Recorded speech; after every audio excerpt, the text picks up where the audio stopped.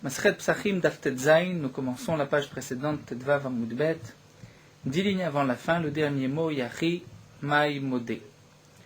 Nous allons reprendre, pour terminer qu'au début du Daf Tet Zayin, du Daf d'aujourd'hui, notre souvient de Rabbi Hanina, Segan HaKohanim et la preuve de Rabbi Meir.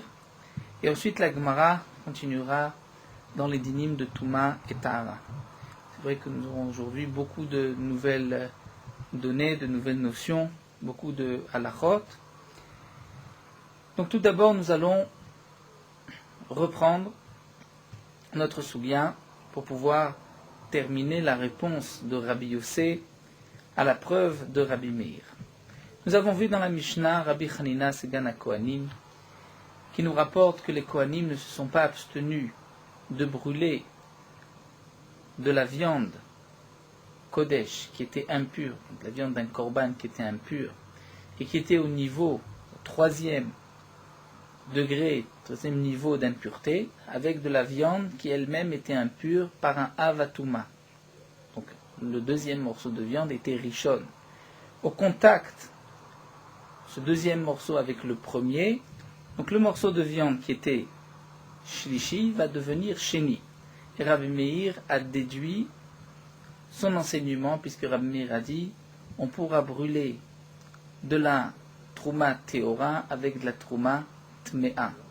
D'après Resh Lakish et Rav Nachman, puisque la trouma théora, c'est-à-dire veille de Pessah, nous avons de la trouma qui est pure. À la 6e heure où nous devons brûler midé rabanan le chametz, minatora c'est seulement à partir du début de la 7e heure, donc cette terouma va être brûlée en même temps que de la terouma impure, et la terouma impure rendra impure la terouma pure. Donc cet enseignement, on ne peut pas le tirer, nous dit Resh Lakish et Rav Nachman, de Rabbi Hanina, puisque d'après Rabbi Hanina, il s'agit d'un morceau de viande qui était déjà impur, à qui on va rajouter un degré d'impureté. Dans le cas de Rabbi Meir, nous avions de la terouma pure avec de la terouma impure. Cette terouma qui était pure va devenir maintenant impure. Et donc la Gemara nous avait expliqué que Rabbi Meir avait déduit cet enseignement de Rabbi Yehoshua, puisque Rabbi Yehoshua avait enseigné, lorsqu'un tonneau de vin de terouma s'était brisé et que le vin allait tomber dans le puits où se trouve du vin impur, donc ce tonneau de vin et tout ce vin de terouma allait de toutes les manières devenir impur dans quelques instants. Rabbi Yehoshua avait permis d'essayer de récupérer cette terouma, même au moyen de kélim, d'ustensiles impurs. Et donc j'allais rendre impure cette terouma pour pouvoir préserver le vin qui est choulin, qui se trouvait dans le puits et qui allait maintenant devenir interdit puisqu'il allait être mélangé avec de la terouma et que cette terouma deviendrait impure. Donc nous allons avoir un mélange de terouma impure qui rendra impossible la consommation de tout ce vin. Donc Rabbi Yehoshua permet de rendre impure la terouma, puisque de toutes les manières, cette terouma va, dans quelques instants, devenir d'elle-même impure. Eh bien, on dira la même chose pour la terouma pure, veille de Pessah. On pourra la brûler avec la terouma impure, puisque de toutes les manières, dans quelques instants, cette terouma deviendra interdite au début de la 7e heure. C'était donc l'explication de Resh Lakish et de Rav Nachman. D'après Resh Lakish et Rav Nachman, Rabbi Hanina nous parle d'un morceau de viande qui était shlishi minatora, c'est-à-dire qui était été impur, par exemple par un liquide. Ce liquide lui-même était impur par un keli, un ustensile, et l'ustensile lui était impur par un sheretz. Donc le morceau de viande est shlishi, et nous pourrons le brûler avec un morceau de viande qui lui-même est impur d'un avatouma. Donc ce morceau de viande était rishon et rendra le premier morceau de viande sheni. Donc un morceau shlishi pourra devenir sheni. Ça c'est ce que pense Rabbi Hanina d'après Resh Lakish et Rav Nachman. Et donc Rabbi Meir ne peut pas déduire cet enseignement, il l'apprend donc de Rabbi Yehoshua. Maintenant reprenons avec Rabbi Yochanan. Rabbi Yochanan nous a dit qu'il faut expliquer Rabbi Hanina de cette manière. Le vlad touma des Rabbanan, d'après Rabbi Yochanan, c'est-à-dire ce bassar shenitma bevlad atuma, c'est un vlad atuma qui est midé rabbanan vlad atuma. Comment ça? Dire le morceau de viande est devenu impur au contact d'un keli, et ce keli était impur au contact de liquide, et le liquide au contact d'une source d'impureté un reptile mort. Minatora, le morceau de viande est pur. Pourquoi? Puisqu'un liquide qui est rishon ne peut pas rendre impur un keli. Le keli ne peut devenir impur que si c'est une source de touma, un chéretz qui l'a touché. Donc, Rabbi Hanina nous parle d'un morceau de viande qui minatora est pur, n'est pas impur. Midera banan, le liquide qui était rishon a pu rendre impur le keli, et le keli rend impur ce morceau de viande, donc ce morceau de viande est shlishi. Et ce morceau de viande, on pourra le brûler avec un autre morceau de viande qui lui-même était rishon, qui rendra maintenant ce morceau de viande chéni, mais aussi il ne le rendra que midera banan, puisque un aliment ne rend impur un autre aliment que midera banan. Donc nous voyons, nous dit Rabbi Yochanan, que des paroles de Rabbi Hanina, nous avons cette halakha. Un morceau de viande qui était minatora pur, mais qui midera banan avait une impureté, qui était shlishi, pourra devenir maintenant impur, midera banan, on pourra les brûler ensemble, et il pourra atteindre le deuxième degré. Et donc Rabbi Meir a déduit de là que la trouma théora à la 6e heure, qui a une interdiction midera banan, pourrait être brûlée avec de la terouma tmea impure, même si cette trouma tmea rendra impure la trouma théora pure midera banan, c'est un aliment qui rend impur un autre aliment. Malgré tout, on a le droit de brûler. Pourquoi? Puisqu'il y a une interdiction midera banan. Donc l'interdiction midera banan, c'est comme une touma midera banan, même si minatora, il n'y a aucune touma.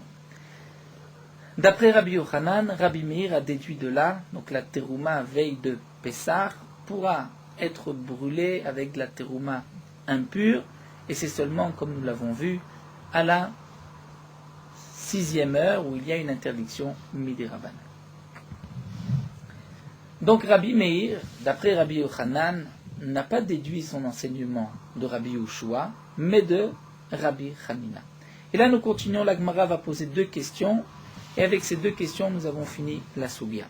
Hiyachi demande la Gemara Maïmodé, si vraiment Rabbi Meir a déduit son enseignement de Rabbi Hanina, alors comment se fait-il que Rabbi Yossé dans la Mishnah dit à Rabbi Meir, il me dit mais dans ce cas-là, Rabbi Yehoshua et Rabbi Lezer sont d'accord, sont maudits.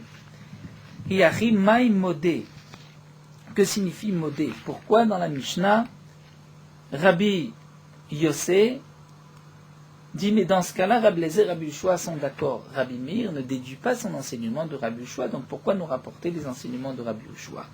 Et l'Agma répond, Achikamar le Rabbi Yossé, le Rabbi Meir. Rabbi Yossé a dit à Rabbi Meir la chose suivante, Afilou le Rabbi Yehoshua, c'est-à-dire moi, je ne suis pas d'accord avec ce que toi tu as compris des paroles de Rabbi Hanina, comme nous allons le voir. Mais plus encore, dit Rabbi Yossé, même Rabbi Yehoshua, qui lui est Mekil, est plus indulgent, et il permet de rendre impur parfois de la terouma, qui Mekel betlouya seulement sur une terouma dans laquelle j'ai un doute, avec une terouma qui est tmea, là on pourra les brûler ensemble, puisqu'il y a quand même un doute, est-ce que la première est impure ou pas. Mais théora ou tmea, lorsque le premier morceau de trouma est pur, là c'est sûr qu'on ne pourra pas le brûler avec de la trouma tmea.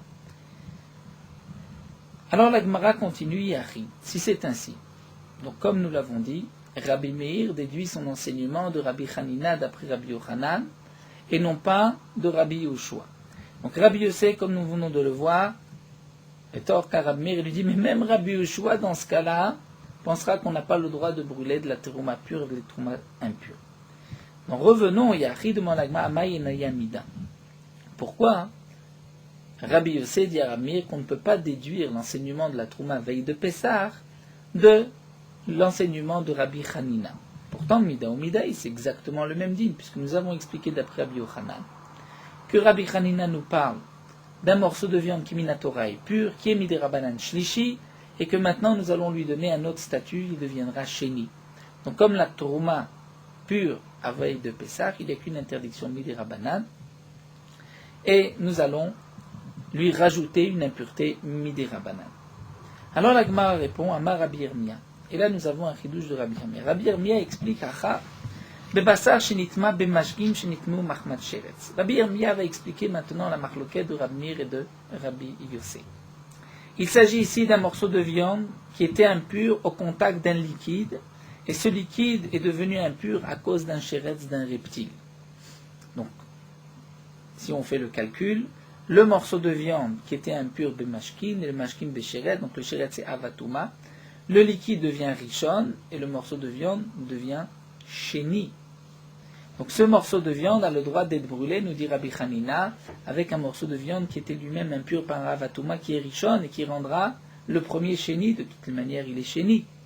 Donc c'est pour cela que Rashi reprend et explique que Rabbi Yirmiyah ne nous a pas vraiment expliqué le cas jusqu'au bout, mais il s'agit d'un morceau de viande qui est devenu impur au contact d'un liquide.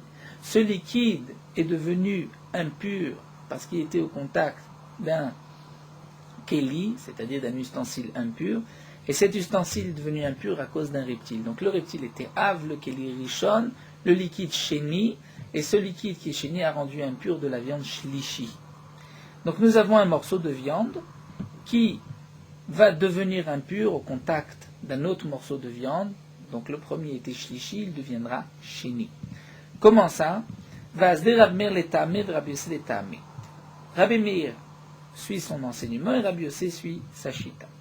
Qu'est-ce que pense Rabbi Meir? Rabbi Meir l'étamé d'amar tumat mashkim itamachirim de Rabbanan. Comme nous allons le voir, la Gemara va nous rapporter cette machloket. Tumat mashkim, et là nous allons rentrer dans toute la sougia des liquides. Est-ce que les liquides peuvent devenir impurs minatora, ou est-ce que les liquides aussi peuvent communiquer une impureté minatora? Nous allons voir que c'est toute une machloket. Rabbi Meir pense que tumat mashkim, pour rendre impur un autre aliment, ce n'est que midé rabbanan. Minatora, un liquide ne peut pas communiquer une impureté. Donc dans le cas de Rabbi Hanina, nous avons le sheretz qui a touché un keli. Donc le keli est rishon. Le keli a touché un liquide. Le liquide est sheni. Ce liquide a touché un morceau de viande. Minatora, le liquide ne peut pas rendre impur ce morceau de viande. Donc le morceau de viande est pur, minatora. Il n'est impur que midera banan. Donc nous avons un morceau de viande shlishi, midera banan, qui est pur, minatora. Puisqu'il est pur, minatora, il n'est impur que midera banan, et que maintenant nous allons lui rendre une impureté, rajouter un degré d'impureté, puisqu'on va le rendre sheni, on va le brûler avec un morceau de viande qui est rishon. Eh bien, nous dit Rabbi Meir, tu vois bien qu'un morceau de viande qui était pur minatora, qui n'avait qu'une impureté ou une interdiction, midera banan, qui est au troisième degré, pourra devenir sheni. Eh bien, on dira la même chose pour la trouma pure veille de Pessah. Il y a une interdiction midera banan. Eh bien, on pourra la brûler avec une trouma impure, même si cette trouma impure rendra la première impure aussi. Un autre point pour bien comprendre un Rabbi Meir, c'est ce que nous soulève Rashi, puisque nous avons une règle, les mashkim, les liquides, midera banan redeviennent premier rishon, donc lorsque le liquide a touché le morceau de viande, il l'a rendu sheni. Donc ce morceau de viande, de toutes les manières, était déjà sheni. C'est pour cela, nous explique Rashi, qu'en vérité, d'après Rabbi Yirmiyah, un aliment peut rendre impur un autre aliment minatora. Donc, c'est pour cela que cet aliment va recevoir une impureté minatora, il deviendra même sheni. Donc pour terminer, Rabbi Meir, nous avons compris, puisque tumat mashkim tamachim de rabbanan, c'est-à-dire l'impureté des liquides pour rendre impur un autre aliment, ce n'est que midé rabbanan. Donc le morceau de viande était taor minatora, il n'a qu'une impureté midé rabbanan. Et maintenant nous allons le brûler avec un autre morceau, nous dit Rabbi Hanina, et on va le rendre sheni. Donc, dit Rabbi Meir, tu vois qu'un morceau qui était pur minatora, lorsqu'il n'a qu'une interdiction, une impureté midé rabbanan, pourrait être brûlé avec un autre aliment impur, et on lui rajoutera une impureté. Rabbi Yossé, lui, comprend les ta'ameh d'amar tumat mashkim les tamachim de oraita, c'est-à-dire l'impureté d'un liquide pour rendre impur un autre, c'est minatora. Donc si c'est minatora, dans notre cas de Rabbi Hanina, nous avons un aliment qui est shlishi minatora, qu'on va rendre sheni minatora, mais c'était déjà un aliment impur. Et donc nous ne pouvons pas apporter une preuve à l'enseignement de la trouma pure veille de Pessah, puisque cette trouma est pure. Puisqu'elle est pure, c'est vrai qu'elle ne pourra pas être brûlée avec de la terouma impure. Donc, la Gemara termine en nous expliquant Rabbi Meir et Rabbi Yossé.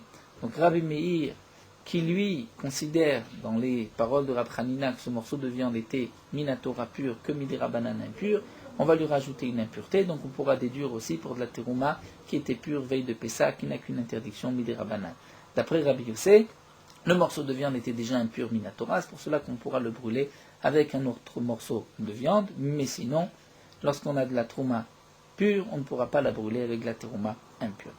Et donc là, la Gemara nous rapporte la Braïta, des Tanya, comme nous avons vu dans cette Braïta, et nous commençons d'Aftet Zain. Ça fait que Mashkin litame tame, lorsque nous avons un doute sur un liquide, est-ce que ce liquide deviendra impur ou pas? Par exemple, un homme impur a peut-être touché un liquide, eh bien on dira tamé. Nous avons un safek, on est mahmir.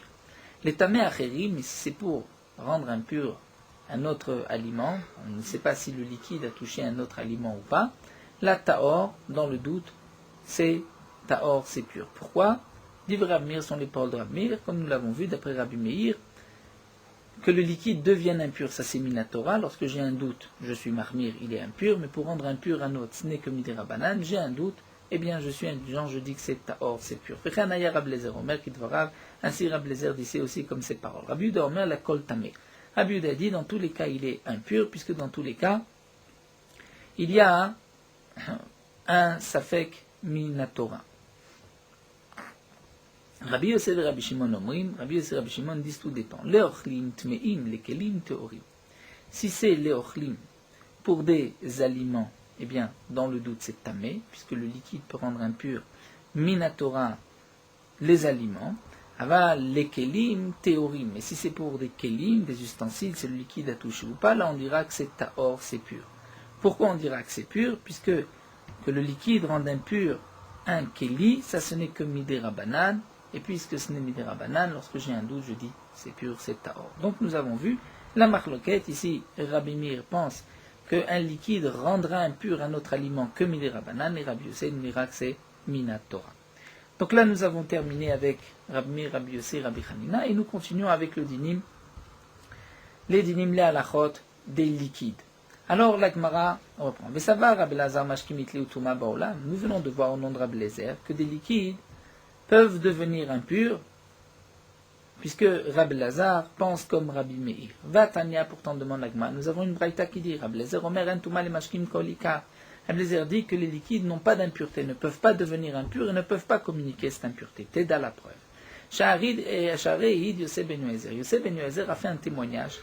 Yosef ben Yoezer ish Tsereda, l'habitant de Tsereda, al el kamtsa dachen. Que le el kamtsa c'est une sorte de sauterelle et pure, on peut la manger. Un autre point que Yosef ben Yoezer a témoigné, que les liquides qui se trouvaient dans le Bet Amikdash, c'est-à-dire l'eau, le sang aussi, comme nous verrons, qui étaient dans le Bet Amidbachaim, c'est-à-dire là où on rinçait, on lavait les korbanot, eh bien ces liquides sont purs, c'est-à-dire ils sont purs, puisque il n'y a pas d'impureté minatora, il n'y a une impureté que midera banane, et donc les Chachamim n'ont pas fait de Gzera dans le Bet Amikdash. Donc Yosef ben Yoezer témoigne qu'un liquide ne deviendra impur que midera banane, et c'est pour cela que dans le Bet Amikdash, il n'y avait pas ces impuretés. Donc c'est ce que Rabbi Lezer prouve, il n'y a pas d'impureté de Mashkin Kol Ikar. La Gemara nous dit, malgré tout, dans les paroles de Yosef ben Yoezer, il y a une marloquette entre Shmuel et Rav. Est-ce que Yosef ben Yoezer qui a dit les liquides dans les Bet Mikbachaim du Bet Amikdash, là où on rinçait tous les entrailles, il y avait du sang, de l'eau, ces liquides ne sont pas impurs ou ne peuvent pas communiquer l'impureté. Bien, donc nous dit l'Agma, nous avons une marloquette. Shmuel pense que ce qui est marqué, ils sont purs, c'est-à-dire ils sont purs, ils ne communiqueront pas d'impureté, mais eux seront impurs. C'est-à-dire que d'après Shmuel, un liquide peut devenir impur, mais ne peut pas communiquer l'impureté. Et Yosef ben Yoezer n'a témoigné que ces liquides ne pourront pas communiquer l'impureté. Donc d'après Shmuel, nous dit la Gemara, qui a dit Dachen miletamé, c'est pur, ça ne pourra pas rendre impur d'autres aliments, d'autres liquides. Aval tumatatzman nishlem, mais ces liquides ont eux-mêmes une impureté, la shapir, c'est-à-dire, je comprends, on peut expliquer Rabbi Lazar, d'après Shmuel, Rabbi Lazar aussi fait cette différence. les liquides peuvent devenir impurs, minatora, mais ne communiqueront une impureté que midirabanan. Et dans le Beth Amikdash, il n'y a pas du tout d'impureté. C'est-à-dire cette deuxième impureté de communiquer. Et dans le Beth Amikdash, on enlève l'exérot midirabanan. Et là, les Rav d'Amar Dachen Mamesh, mais d'après Rav qui a dit que le témoignage de Yosef Ben Yozer, c'est-à-dire il n'y a aucune impureté. Pourquoi? Puisque toute l'impureté des liquides n'est que midirabanan. Et dans le Beth Amikdash, les Khamim n'ont pas fait de xéra. Azmaïka Lemima. Comment Rav va répondre à cette contradiction, puisque nous voyons que Rabbi Eliezer a dit il n'y a pas du tout d'impureté pour les liquides. Et plus haut, Rabbi Eliezer a fait la différence entre rendre impur un autre liquide ou bien que ce liquide soit lui-même impur. Rav Nachman Bar Yitzhak répond Achada. C'est-à-dire, nous dit Rav Nachman, ce que nous avons vu dans la première braïta, Rabbi Eliezer Omer, Kidvarav, Rabbi Eliezer avait dit comme Rabbi Meir, c'est pas entièrement comme Rabbi Meir, c'est seulement comme un point. C'est-à-dire comme le premier point, lorsque j'ai un doute pour rendre impur un autre liquide, donc là c'est tort puisque c'est midirabanan. Mais sur le premier point, que lorsque j'ai un doute, est-ce que ce liquide est impur ou pas, que Rabbi Meir avait dit qu'il est tamé, la Rabbi Eliezer n'est pas d'accord. Vakid varav kamar, mais pourtant c'est marqué, Rabbi Eliezer a dit comme ces paroles, donc au pluriel, les deux points de Rabbi Meir, d'affiché qu'il y en a au moins deux. Ve'od, de plus, ve'havechen katane. C'est marqué vechen, c'est-à-dire que vechen aya Rabbi Lazar Omer, kidvarav Rabbi Eliezer a dit aussi, Rabbi Lazar a dit comme ces paroles, comme Rabbi Meir.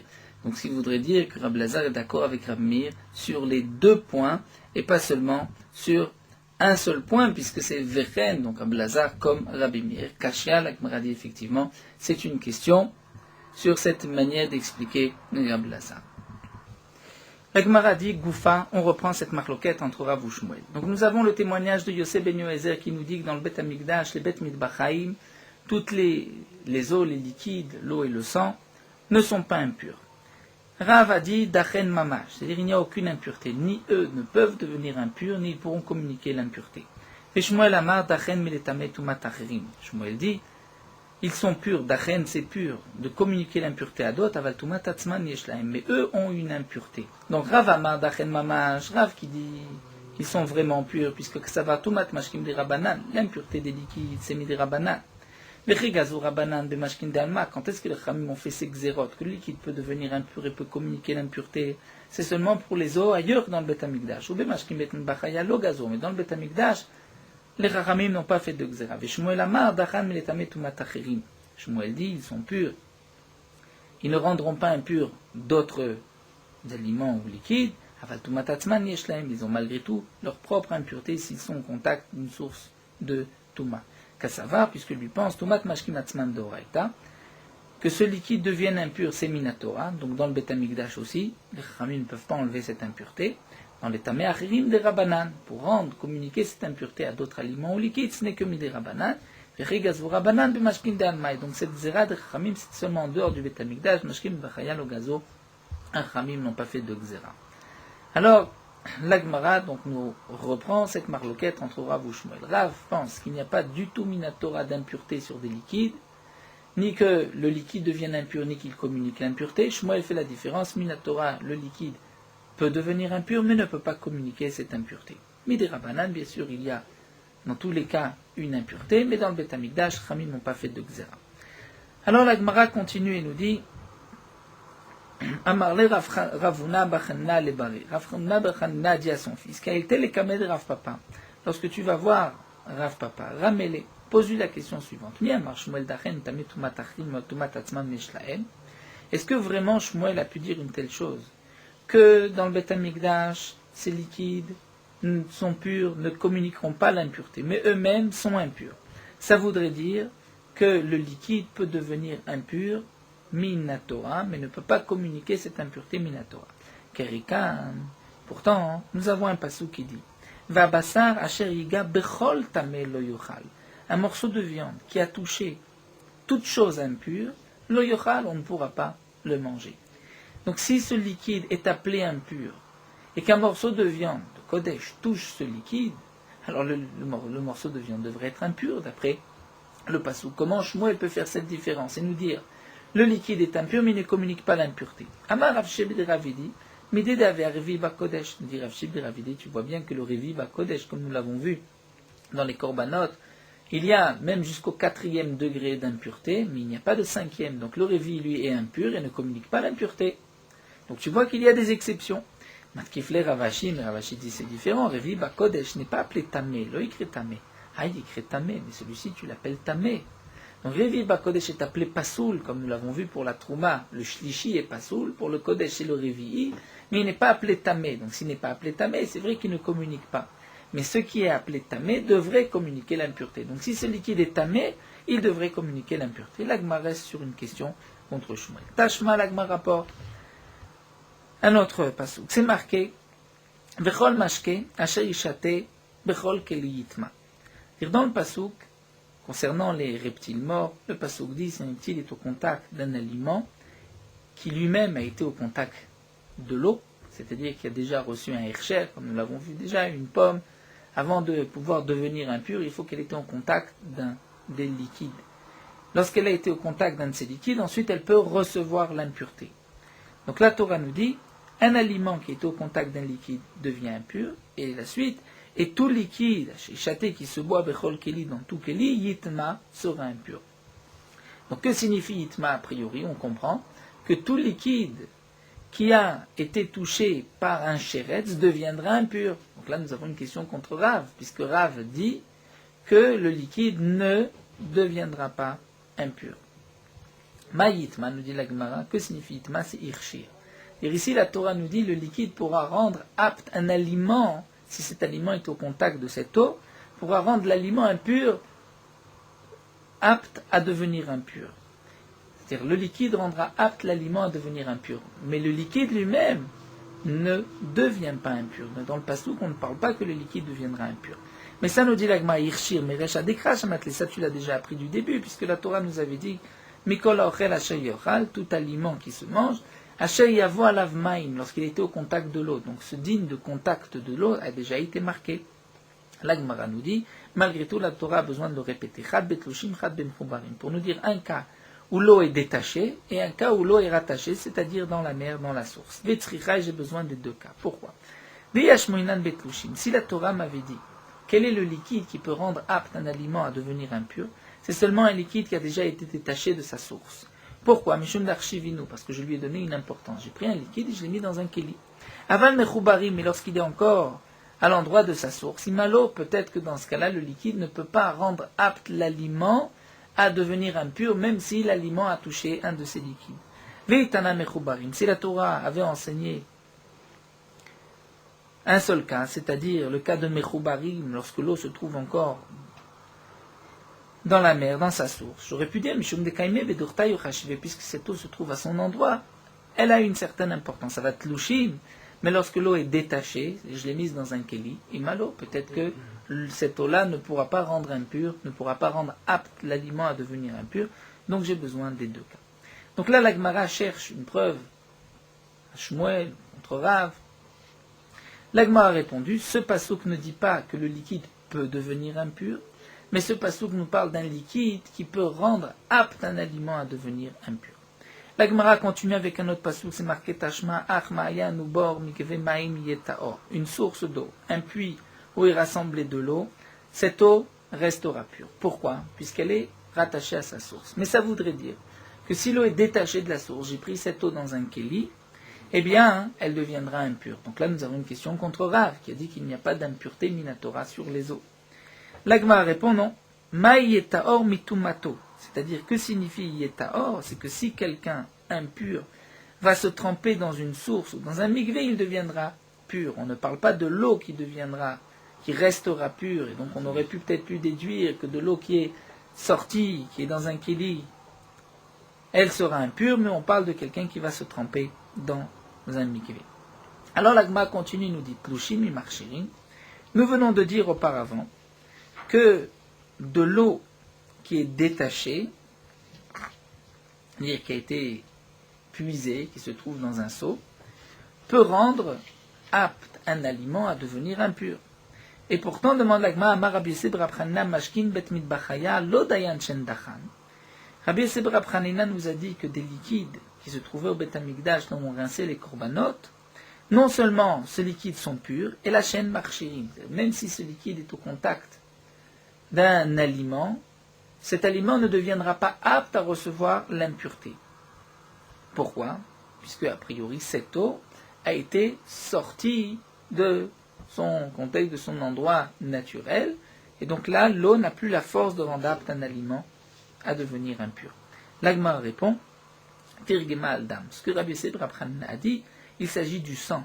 C'est-à-dire le sang dans le Beth Amikdash, lui ne pourra pas rendre apte un keli, un aliment à devenir impur. Bien que le sang fait partie de cet liquide, malgré tout le sang ici ne pourra pas, le sang qui se trouve au Beth Amikdash, rendre apte un aliment à devenir impur. Comment ça? D'Amar Apriya Baraba Amar Rabbi Yochanan, puisque Apriya Baraba nous donne Rabbi Yochanan, Minaim les dames Kodashim Shenu Marchir, d'où est-ce qu'on sait que le sang des korbanot ne peut pas, à leur contact, rendre un aliment apte à devenir impur? Chez Neymar, comme c'est marqué dans le passage à l'arrêt, c'est Shpechenu Kamaim. Sur la terre, vous le verserez comme de l'eau. On apprend de là, Dam Shenishpar Kamaim Marchir, du sang qui est versé, c'est-à-dire qu'on n'a pas besoin, qu'on peut jeter. Lui, ce sang, si on peut le jeter, si ce sang est au contact d'un aliment, il pourra rendre l'aliment apte à devenir impur. Mais, et nous tournons la page, Dam Shenonishpar Kamaim, du sang qui n'est pas versé comme de l'eau, c'est-à-dire le sang des Kodashim qui doit être gardé, qui doit être utilisé pour le Beth Amikdash, et non marchir, ce sang-là, ne pourra pas, même si un aliment est au contact de ce sang, cet aliment ne pourra pas devenir apte à une impureté. Donc rappelons-le, le din d'un aliment qui doit devenir apte, c'est-à-dire tout aliment, tant qu'il n'a pas été au contact de l'eau ou d'un des 7 liquides, dont le sang, cet aliment, même s'il a touché une source d'impureté comme un reptile mort, ne deviendra pas impur. Mais s'il a été au contact de l'eau, il deviendra impur. Pour le sang, tout dépend. Si c'est du sang du Beth Amikdash, il ne deviendra pas impur puisque ce sang-là n'est pas jeté. Alors la Gemara continue et dit Matkifle Rav Shmuel Barami. Rav Shmuel Barami va poser une question. Areda Matamsit. C'est-à-dire on revient maintenant sur cette dernière halakha. Nous avons vu que le sang qui n'est pas jeté comme de l'eau ne pourra pas rendre apte un aliment à devenir impur. Et pourtant, dit Rav Shmuel Barami, Damatamsit. Damatamsit, c'est lorsque le sang coule, lorsqu'on tue une bête par exemple, il y a d'abord du sang qui coule doucement, ensuite il y a kiloir, un jet. Au moment du jet, c'est à ce moment-là que Nefesh Yotza, que l'âme de la bête sort. Ensuite, le sang continue à couler doucement. Le Damatamsit, c'est comme si, sans qu'on a pressé, qu'on a sorti de la bête, et après que le sang est coulé avec jet, ce Damatamsit Nishpar Kamaim, on peut le jeter Kamaim. Ve'eno marchir, et pourtant, il n'est pas marchir. Pourquoi? Puisque ce sang ne peut pas être utilisé, on ne peut pas faire de zrika, l'asperger sur le misbéar, puisqu'il faut pour le misbéar du sang qui est Dam Nefesh, qui est sorti avec force. Donc ce sang de Dam Tamsit, lui on peut le jeter. Et bien qu'on peut le jeter, et nos marchir, on voit qu'il n'est pas marchir, c'est-à-dire il ne pourra pas rendre apte un aliment à devenir impur. Donc c'est contraire à ce que nous venons de voir. Nous avons expliqué que le sang qui est jeté pourra rendre apte un aliment à devenir impur. Le sang qui n'est pas jeté, qui est gardé pour être aspergé, par exemple, lui ne rendra pas cet aliment apte à devenir impur. Et pourtant, le damatamtsit d'un korban qui lui est jeté, pourtant il n'est pas marché. Amarle Rabzera nous dit, Anach le damatamtsit, laisse le cas de damatamtsit, puisque damatamtsit a filou bechulin n'a marché, même si ce n'est pas un korban, c'est bechulin, c'est-à-dire d'une bête profane, il n'est pas marchir non plus, comme nous allons le voir, l'Agma va rapporter une source. Et l'Agma nous dit que Blamine Rav Shmuel Bar Ami, Rav Shmuel Bar Ami a expliqué la raison d'Amar Achamana, puisque la Torah a dit Rak Razak Libilti Achol Adam. La Torah dit fais attention, renforce-toi, ne consomme pas de sang. Ki Adam ou Nefesh. Le sang, c'est l'âme de la bête. Dam Shan Nefesh Yotsebo Karul Dam. Le sang lequel l'âme de la bête sort est appelé Dam, c'est-à-dire lorsque le sang sort avec force, un jet. Dam Shen Nefesh Yotsebo Eno Karul Dam, il n'est pas appelé sang, il n'est pas appelé Dam. Et pour qu'un aliment devienne apte à devenir impur, il faut que cet aliment ait été au contact d'un liquide. Le sang, c'est vrai, comme nous le rapporte Rashi, Dam Chalalim Yishte est considéré comme un liquide, mais c'est seulement le sang qui sort avec force. Le sang qui est Dam Atamtsit, en aucun cas ne pourra rendre un aliment apte à devenir impur. Donc la conclusion de la Gemara, c'est que tout sang qui est jeté comme de l'eau, si ce n'est pas du dam atamzit, c'est-à-dire du sang qui est sorti avec G, lui, avec le sang qui est sorti avec force, lui pourra rendre apte un aliment à devenir impur si c'est du sang de choulin, mais du sang de kodashim, de korbanot, il ne pourra pas. Pourquoi? Puisque ça c'est du sang qui n'est pas jeté. Nous revenons à notre soubia. Nous avons vu que le sang qui était mashké bet madbachaya, qui se trouvait dans le bet amigdash, ne pouvait pas être marchir, ne pouvait pas devenir impur et ne pouvait pas communiquer l'impureté. Que le sang ne pouvait pas communiquer cette impureté, là c'est sûr, puisque ce n'est qu'une impureté midérabanan. Est-ce que ce sang pouvait devenir impur? Ça c'est la marloquette entre Rav ou Shmuel. L'Agma reprend, nous allons avoir des braïtot où on voit a priori que le sang devient impur. Tashma, c'est marqué Dam shenitma vezako. Nous avons une règle que dans le Bet Amigdash pour les korbanot, on doit d'abord égorger le korban, recevoir son sang et ensuite l'asperger sur le misbéach. Lorsque le sang est impur, on ne pourra pas l'asperger sur le misbéach. Et tant qu'on n'a pas aspergé ce sang, le korban n'est pas caché. Il y a aussi d'autres halachot que pour pouvoir asperger du sang, il faut qu'il reste de la viande ou des graisses. Mais si tout a disparu ou est sorti en dehors du Bet Amigdash, on ne va pas asperger du sang puisqu'il ne reste rien, d'après au moins Mandéama Rabbi Yehoshua. Nous avons une halacha que le tzitz, c'est-à-dire un des habits du Kohen Gadol, c'était la plaque que le Kohen Gadol avait sur son front. Ce tzitz avait la possibilité d'être meratzé, c'est-à-dire de pouvoir permettre, même lorsque un korban était impur, c'était comme si le korban était encore pur grâce au tzitz. Donc nous avons ici une halacha, c'est dinim du tzitz, nous le reverrons dans le 7e pérek, tashma dam shenitma vezarko beshogeg, du sang qui est devenu impur. Vezarko, et on l'a aspergé sur misber. Beshogeg, si c'est sans faire exprès, urtsa. On considère que le korban est kasher. Pourquoi? Grâce au tzitz. Bemezid, mais si on a fait exprès, lo urtsa. Le sang n'est pas urtsa, le korban n'est pas valable, puisque le tzitz n'est meratzé, c'est-à-dire ne permet, n'accepte, que si c'était beshogeg. Donc nous voyons que le sang peut devenir impur.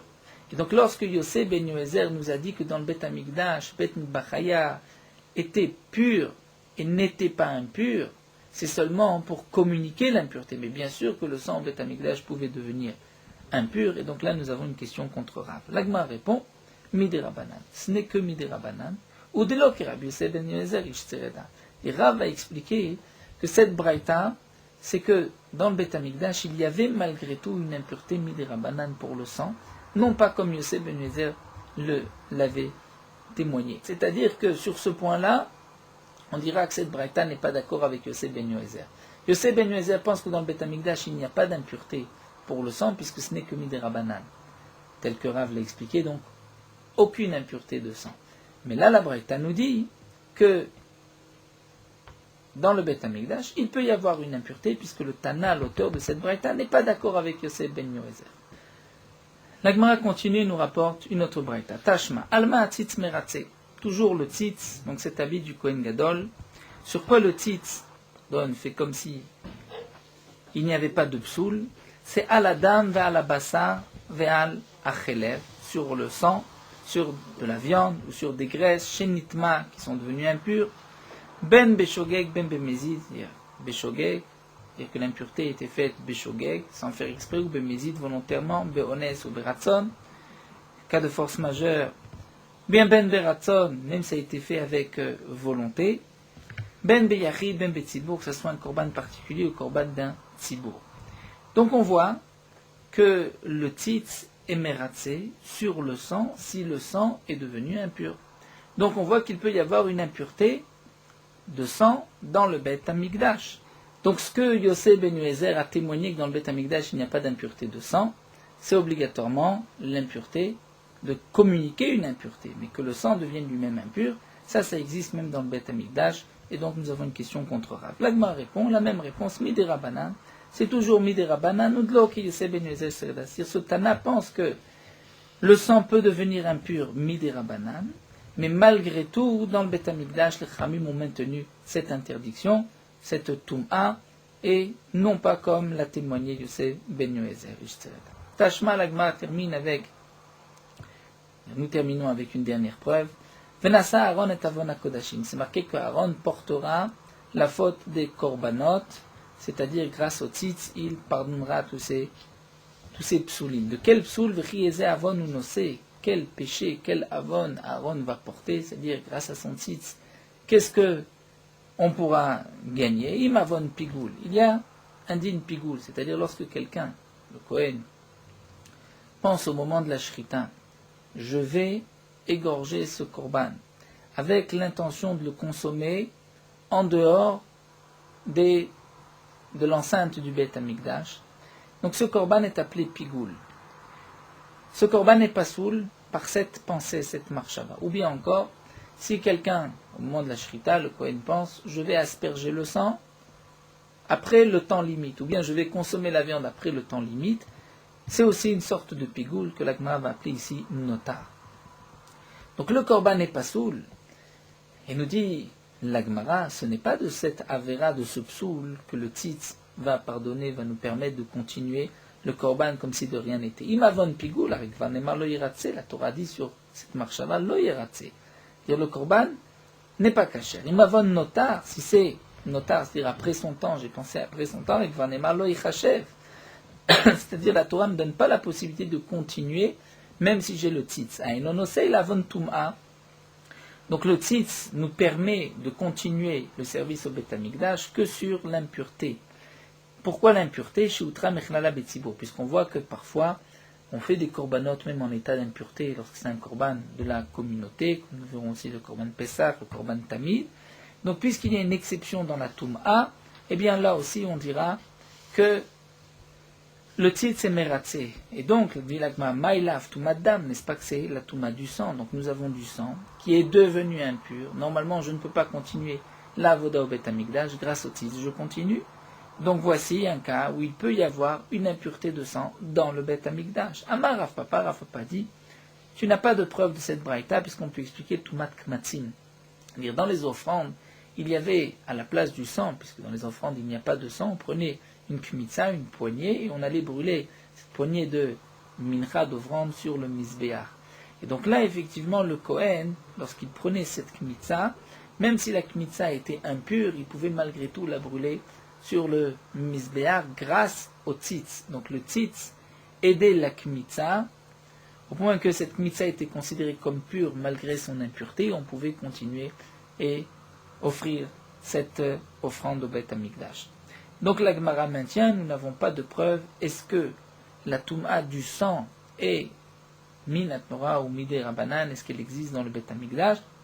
On peut expliquer ici que le tzitz c'est pour la Kmatzi, mais peut-être que le sang ne devenait pas impur.